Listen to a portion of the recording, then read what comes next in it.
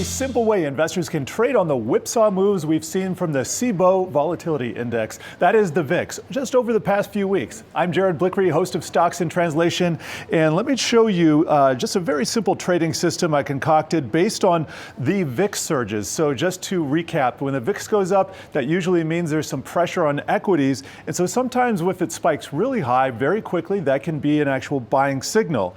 Now the trade-off is sometimes you get a little bit early into the trade. So the rule I was looking at is when the VIX surges over 45, you wait until it then closes under 30, and then you go long the S&P 500.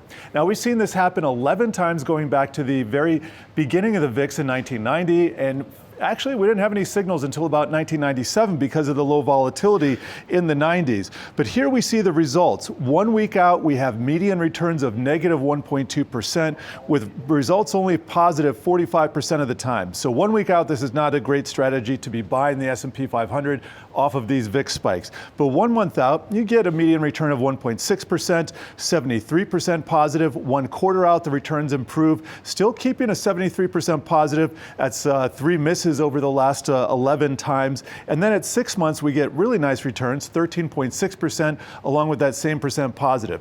Now, if you hold all the way out to 1 year, you get about 90% positive and returns approaching about 20%. And that just illustrates that it's better to be a buy and hold investor and kind of wait and maybe dip in the waters when we see some of these pullbacks, not expecting these moves to really generate any immediate profits.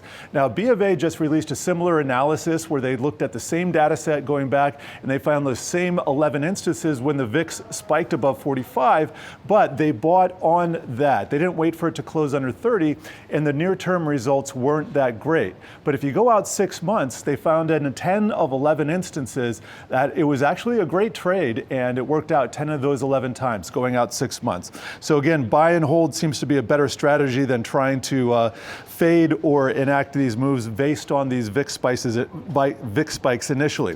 I have another way of looking at the data here. This is a chart that only goes back to about 2008, not all the way back to 1990, but it shows you some of these signals here. And for instance, in 2009, we had a signal that was kind of late. We had this long period of elevated volatility during the global financial crisis. Took a long time for volatility to come back down below 30, but when it finally did, that was a great signal to get long. In 2011, it looks like that was a little bit early as well. 2016, pretty good signal there. 2018, that was Volmageddon, great. And then we had the pandemic. That was a pretty good signal. And finally, we just had one in 2023, and that was a little bit of a signal. That also produced profits going out, excuse me, that was 2024, produced profits going out at least 6 months. We haven't even hit the year mark. So we have not had recently a VIX close under 30, so we do not have that signal just yet. But again, over history, things tend to work out 6 months to a year down the line. I'm Jared Blikre, by the way, and make sure you tune in to Stocks in Translation for more jargon-busting deep dives. New episodes on Tuesdays and Thursdays on Yahoo Finance's website or wherever you find your podcasts.